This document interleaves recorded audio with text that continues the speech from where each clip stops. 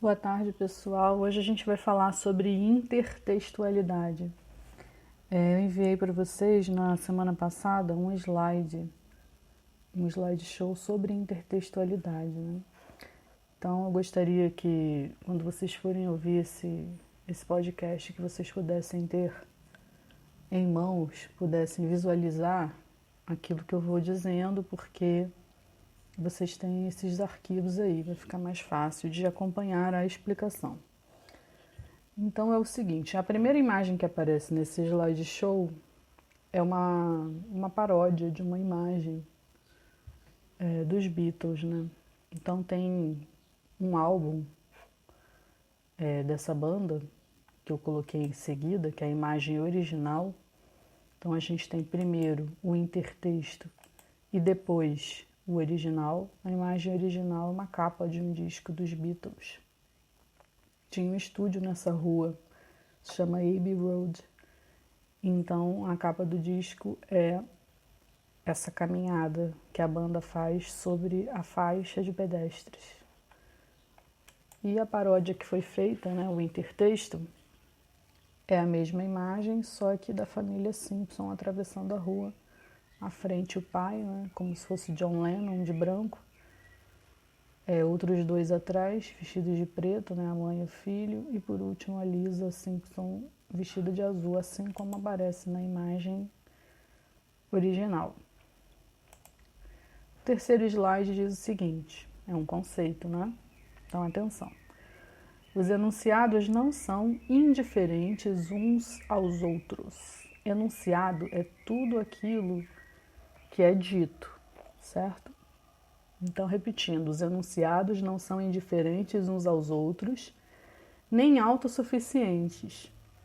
São mutantes conscientes e refletem um ao outro. Então, tudo que é dito é uma reverberação, é um eco daquilo que já foi dito antes, por outras pessoas, em outros espaços, de formas variadas e diferentes. Continuando na citação, ela diz o seguinte: cada enunciado é pleno de ecos, reverberações de outros enunciados com os quais se relaciona pela comunhão da esfera da comunicação verbal. Então, quem disse isso foi Mikhail Bakhtin, na obra Estética da Criação Verbal. Mikhail Bakhtin é um professor, foi, né? Um professor russo, e ele escreveu muito sobre isso, né? Sobre temas que envolvem a semântica. A semântica é o estudo dos significados. Então, a gente está começando, a partir do tema intertextualidade, a trabalhar um pouco mais em cima disso, sobre essa relação de texto e significado. Então, repetindo, esse trecho aí do Bakhtin, ele diz o seguinte, que não há originalidade total. Então, o que a gente fala são reverberações de outros textos já ditos, já conhecidos, já imaginados, palavras que já foram usadas, não é?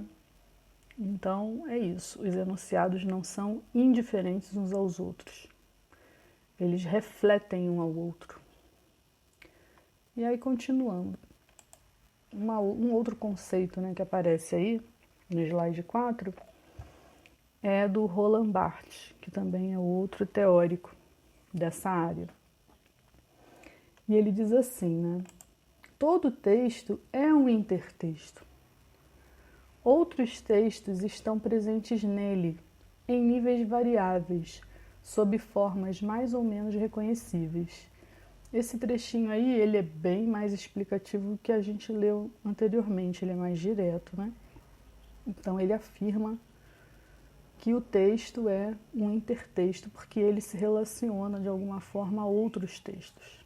Não é? Outros textos estão presentes nele, em níveis variáveis. Então, assim, não se diz aí que um texto é cópia do outro, né? Não é uma cópia idêntica do outro, mas eles estão presentes um no outro de forma variável, um pouco pode ser 1%, pode ser 10%, pode ser 50%, alguma coisa tem de um outro texto.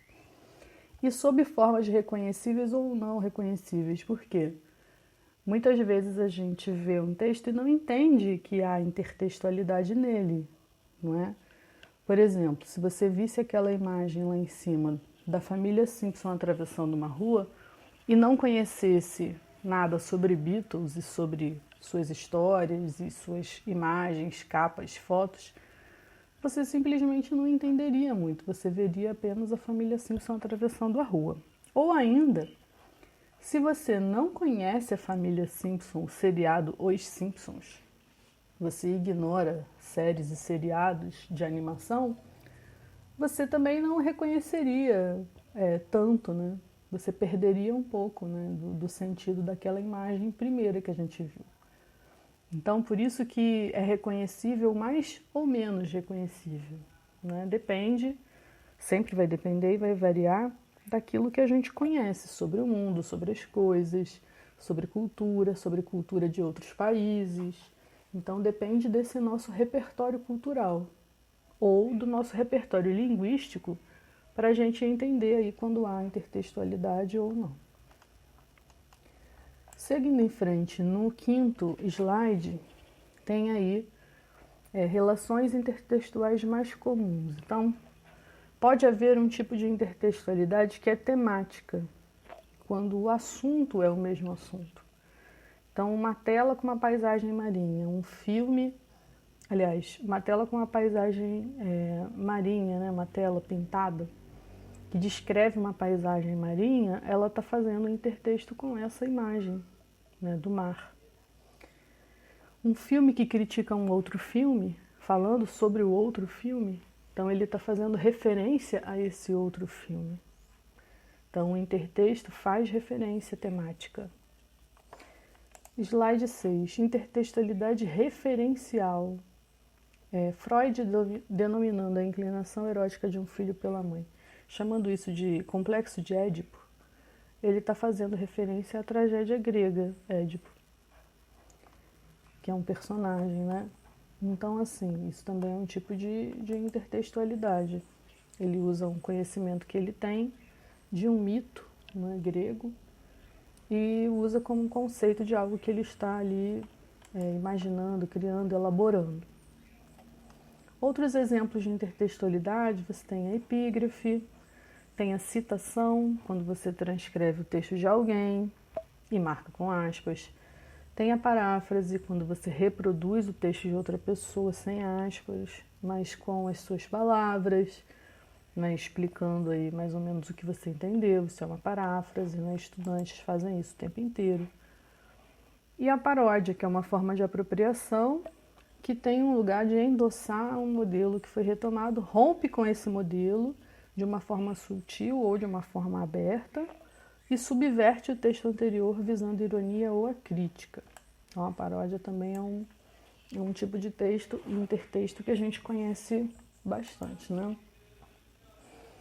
A imagem 8, ela mostra aí um quadro muito conhecido, né, do Eduardo Montes, chamado O Grito, que é um pintor conhecido aí no início do final do século XIX, início do século XX, né, vanguardista. E ao lado a gente tem uma releitura, mais uma vez o Homer Simpson aparecendo, representando aí esse personagem do quadro do Eduardo Montes. O slide 9, ele explica aí o que é a paráfrase. E no slide 10, vocês veem aí um exemplo, né, de paráfrase, que é um poema do Drummond, o Carlos Drummond de Andrade, um poeta aí que a gente está conhecendo um pouco ainda de forma marginal, né? Ainda não atacamos assim a obra dele diretamente, mas é um poeta da segunda fase do modernismo. E ele diz assim: meus olhos brasileiros se fecham saudosos, minha boca procura a canção do exílio. Como era mesmo a canção do exílio? Eu, tão esquecido de minha terra, ai terra que tem palmeiras, onde canta o sabiá. E aí o Drummond está fazendo uma referência a um texto antigo, bem antigo, de mais de 100 anos antes dele, que é a Canção do Exílio, um poema do Gonçalves Dias, que eu coloquei aí no slide 11.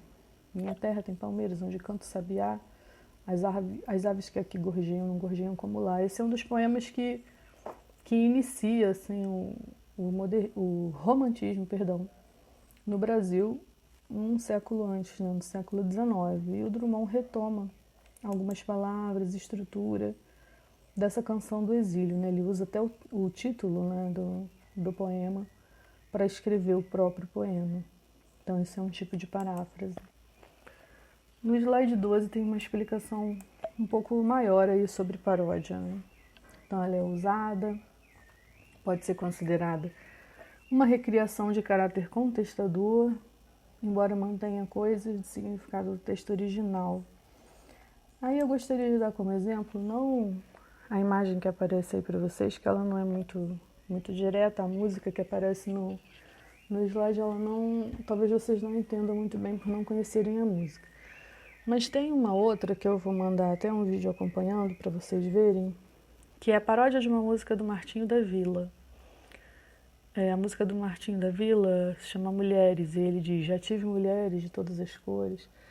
Então, um grupo de mulheres sambistas chamado Samba Que Elas Querem, né, eles gravaram uma versão, uma paródia da música do Martinho da Vila. E aí eu vou mandar para vocês verem aí o vídeo das meninas Samba Que Elas Querem, tocando essa versão, né, de duas das suas componentes.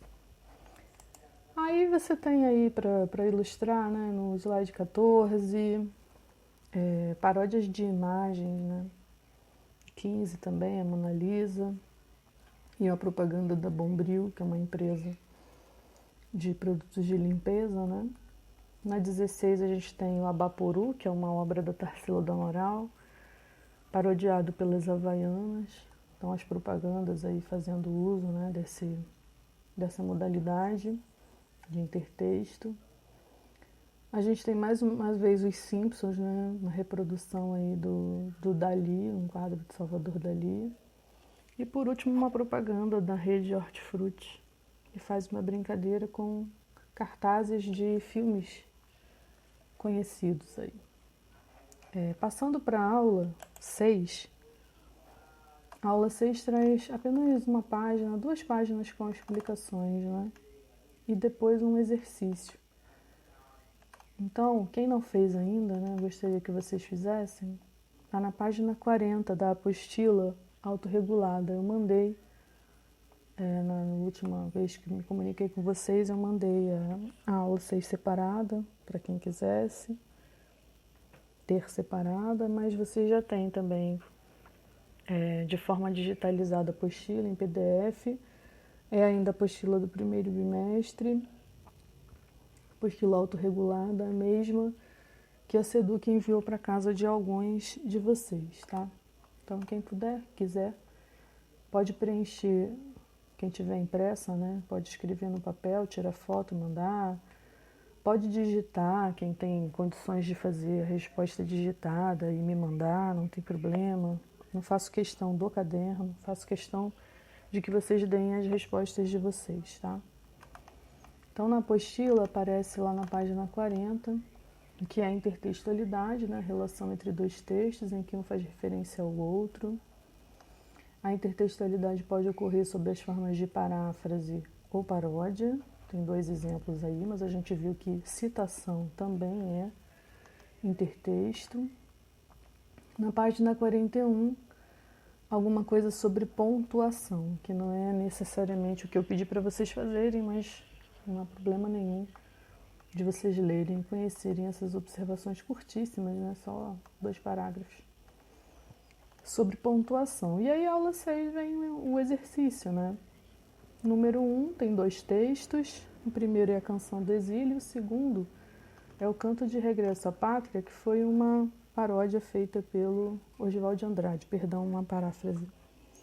Então é isso, eu aguardo as respostas de vocês e aí na sexta-feira eu coloco o gabarito dessas questões. Uma boa tarde para todo mundo, beijos, cuidem-se.